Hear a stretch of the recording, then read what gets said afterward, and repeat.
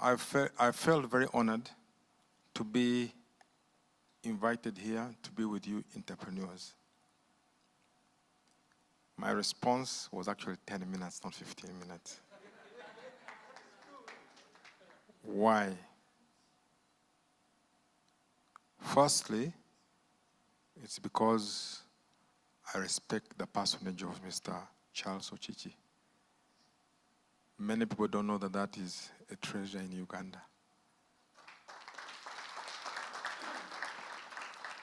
He has sacrificed, and sometimes when someone is genuine and you feel they have sacrificed, it's very hard to say no.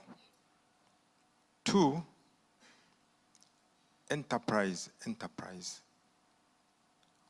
I was once your age, I was once struggling like you, but I respect you. Why?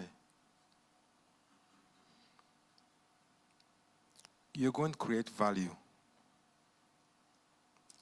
You're not going to steal value. You're going to create value. You're not going to steal value.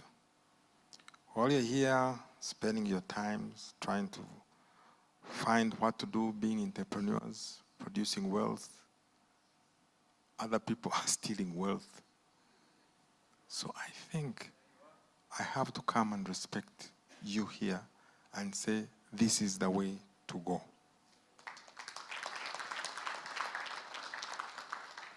Now my story is very long. It would have taken a very long time, but I think they gave me only 15 minutes.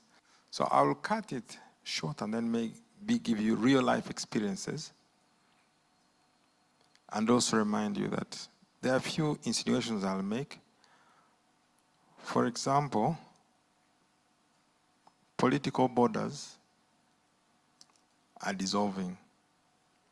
We're going to get corporate borders. I don't know what you'll understand by my saying that, but you are the future.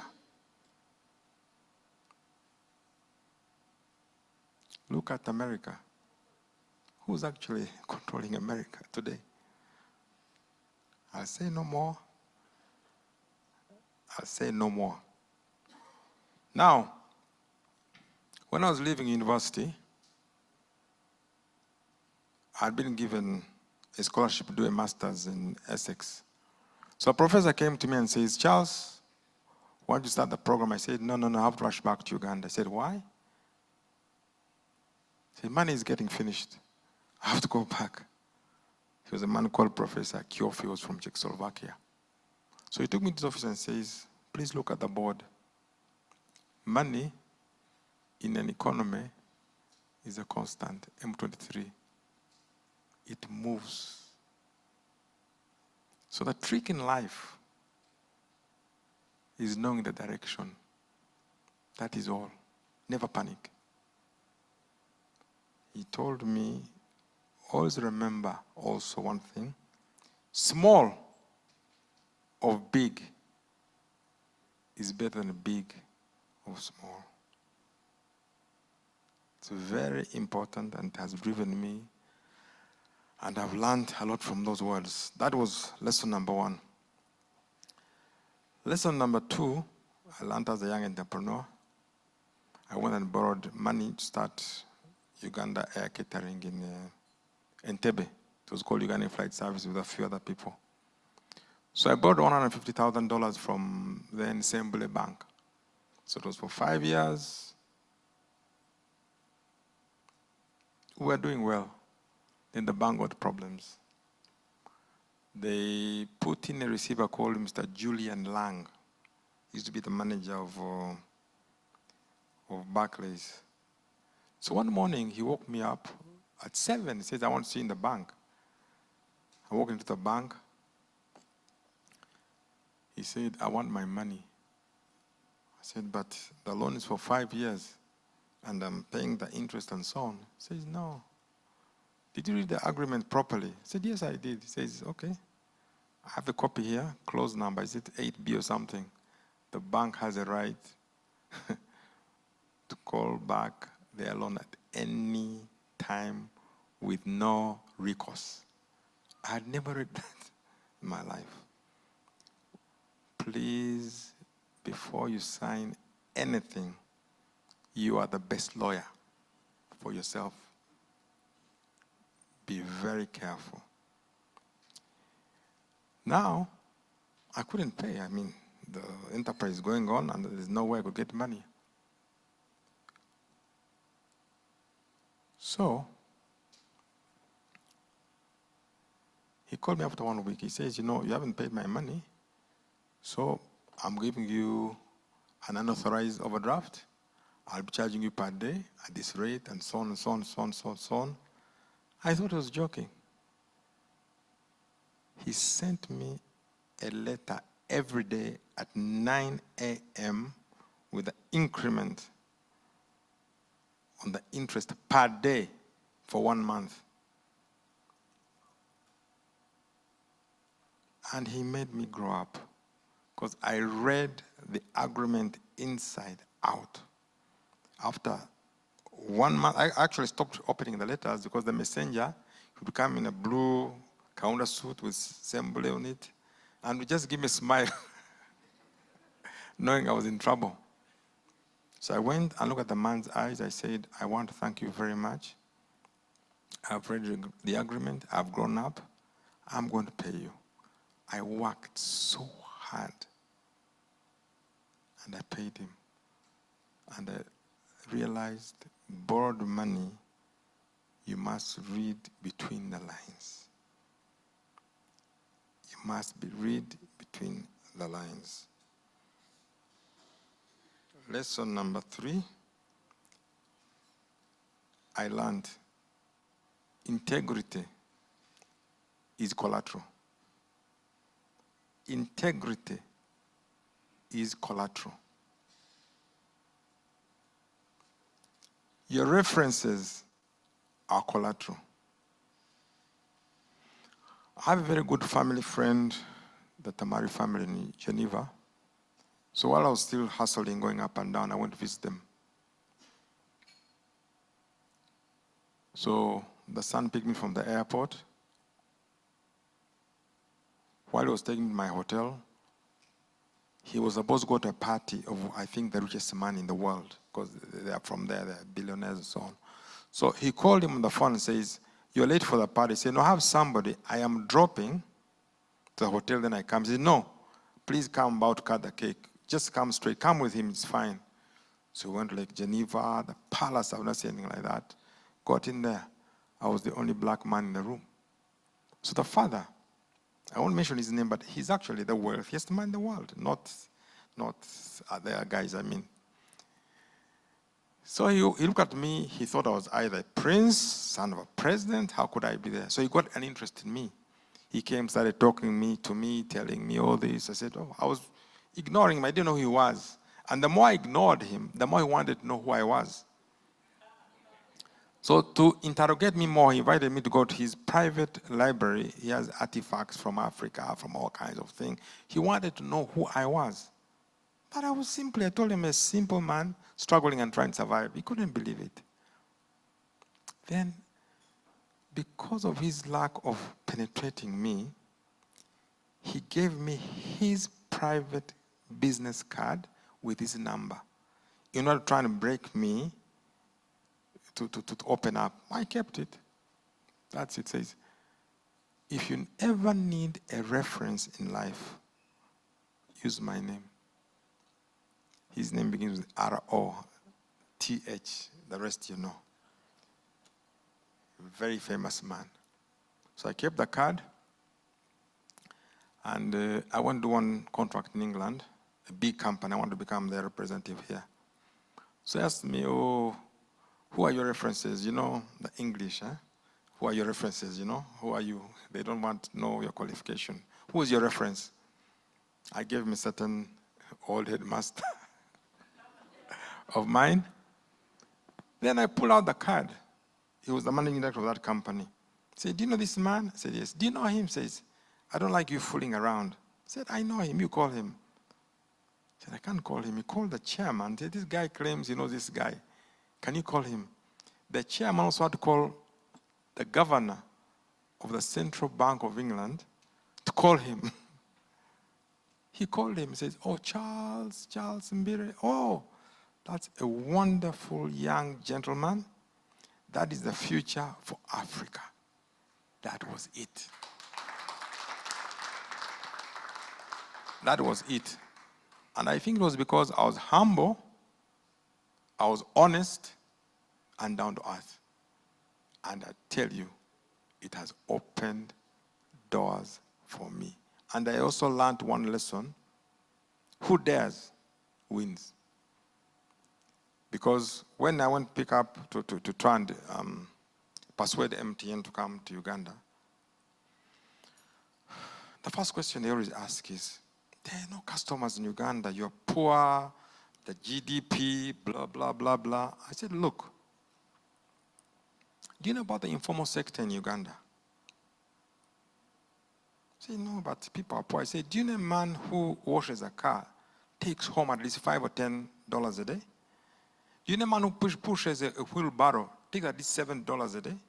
Do you know that? Do you know they are 70% of the economy? I said, maybe. Let's try.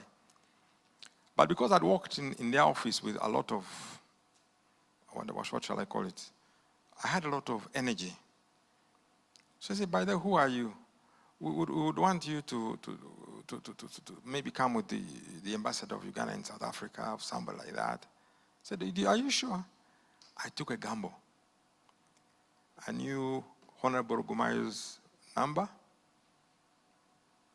He was a friend of my mother. So I said, when it's dinner at 7, I'll call him and tell him to be there. I rang Mr. Gumayo, His Excellency. I said, I have a deal here. It's make or break. You have to be here for them to believe me. And it was in Pretoria. He said, but I have other. I said, no. He said, okay. For Teresa's sake, that's my mother, I'll come. So lay a foundation for those who come after you. If it wasn't for her relationship with the people, he would never have come. They would never have believed me. So believe in yourself, but also lay a foundation for the future generation. Lastly, when you call me to assess an enterprise, what do I look for? First, I want to look at your succession planning. After you're gone, after 5 years, or you're weak, what's your succession plan? 2, what's disaster recovery do you have? If I quote your store, your factory today, can you operate outside that? Business continuity, can you? Okay? Can you? So, I would also want to see your R&D budget. People ignore research and development. The world has changed. Okay? Everything, whether it's telecom, whether it's energy, 1 month is a generation. And I feel very bad, especially our legislation. You put a bill in Parliament on telecoms or energy. First reading, second reading, committee, 8 months. By the time it comes back, things have changed. You know that? Things have changed. We're not moving at the same pace as the rest of the world. And it's you now to drive the economies into that pace.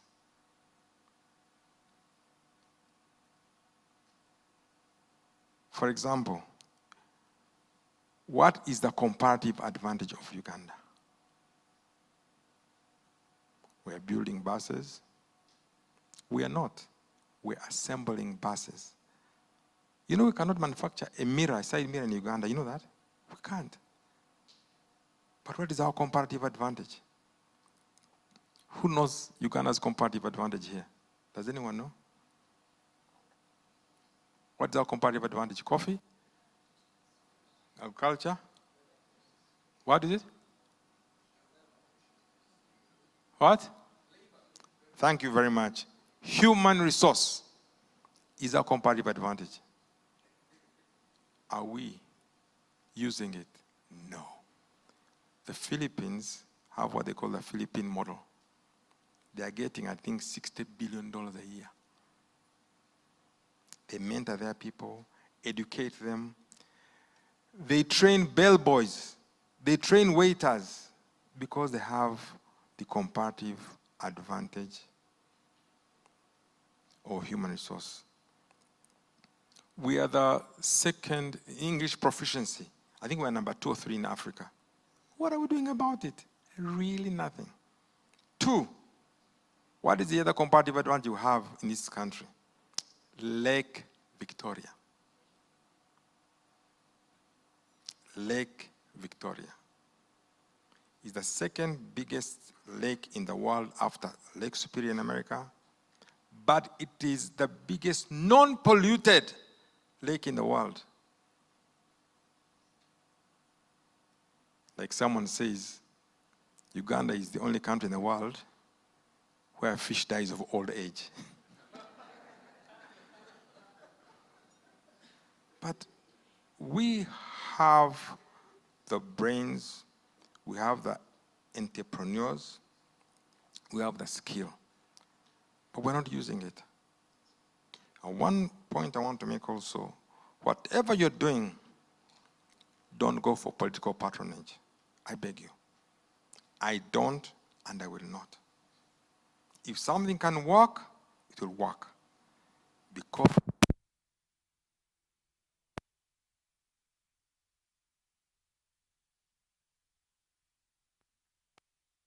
I have been there, and I'm telling you, it has a shelf life. It is so temporary. Okay? Now, I don't know how many of you are in the oil sector. You know what's happening there now. We have to change our culture, the way we approach work. We have to get serious. We have to train. We have to train our people to have what they call a contractual culture. Unfortunately, we've had civil wars, and I was arguing with a government minister friend of mine that the most important ministry is the one that gets the least funds. And what would be the most important ministry to you now? What? Defense, agriculture, energy. What do you think is the most important ministry?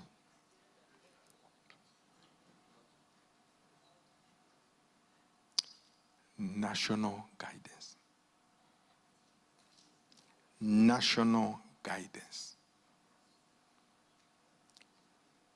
Because we have wounds from the past civil wars, fractions of the society and so on, we have never healed. Mindset has not been corrected. How do you do business with such mindsets? You can't. Okay? Ask finance how much they give to national guidance. That's why you find people talking all kinds of things, you know, crazy.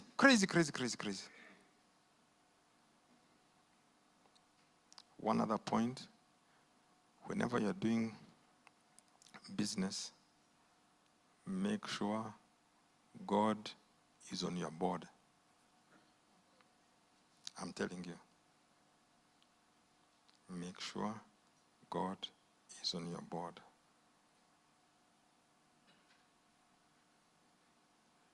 And also remember, who dares wins. When we started MTN, we're getting, we're subscribing, getting money to put in the company. I sold my houses, I sold everything, I sold my farm. I was really zero, I reached zero. So I made a call option for me. Mine was $1 million then, 1999. I walked in every bank. They said, no, you're dreaming, you're mad, you're crazy. But one man called Mike Detroit, he was a branch manager for Stanbic. He was from South Africa. He said, I know telecoms. I saw how Vodacom grew. Give me personal guarantee. I'll give you the money. I thought he was dreaming. I thought he was joking. He did. He did, and I've never forgotten that. Now, coming back to, let me finish the MTN story. So, when we went, we had the dinner. They said, okay, we think you're a great guy. We can work with you, blah, blah, blah, blah. Then they still insisted that you can't get more than 5,000 subscribers in Uganda. That's maximum after 1 or 2 years. Said, okay, let's try. Let's put a base station in Kampala to serve, and then we'll upgrade in the future. So we brought the base station. We launched. On the first day, at 1, the CEO rang me and said, I have a problem. I said, what's the problem? He said, I've just connected 7,000 customers.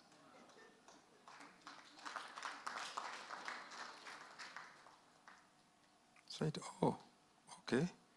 You better tell group. He called them. They flew in the next day. We went to switch in Mbire.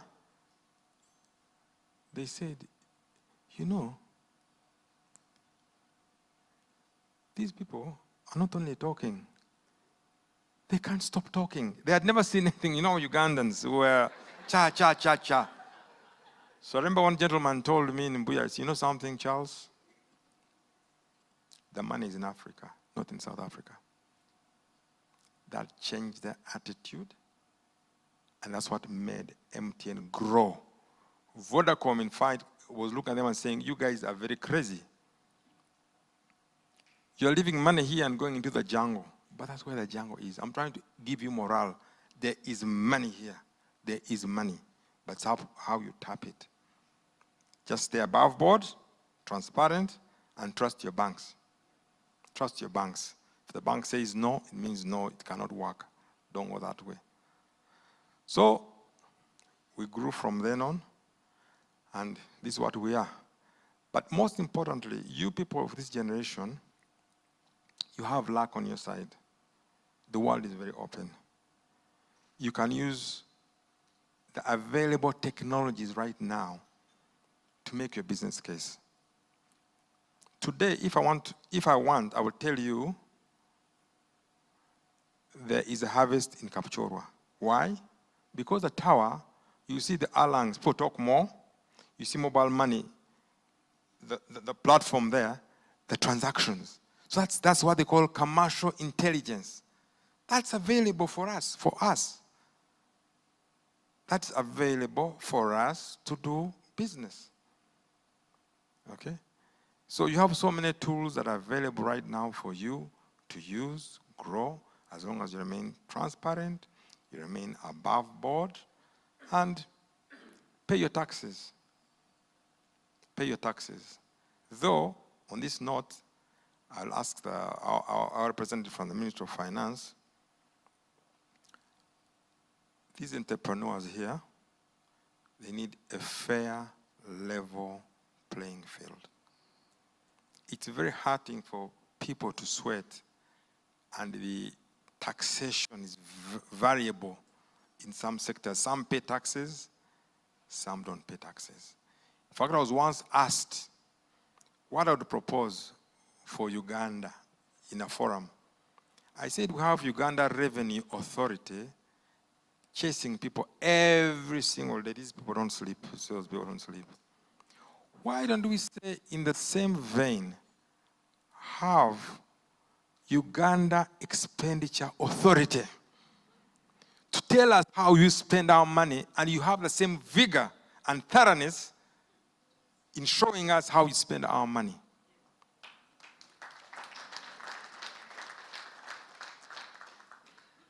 In some countries outside, if you don't pay taxes, they take you to hospital. You have a problem. You do. Why? Because everything is fair. The Prime Minister's child goes to the same school as your child. The Prime Ministers will go for treatment with the same doctor, the same medicine as you. So why? Are you okay? I'm talking on behalf of these young entrepreneurs because I was there, I was hurt. I'm about to exit, but I want them to go through a very good regime and grow them. These are the future, like I said. Political borders are going to dissolve. You're going to have corporate borders. And I mean it. They'll make the decisions. They'll drive the country. So that's my humble story. I wish I had more time to interact with you, but I came here because I respect you. I know you're the people going to grow this country, the new generation. I wish you well, and I'll always be there for you individually or group-wise. For us, the elders, to come and pass on some wisdom to you.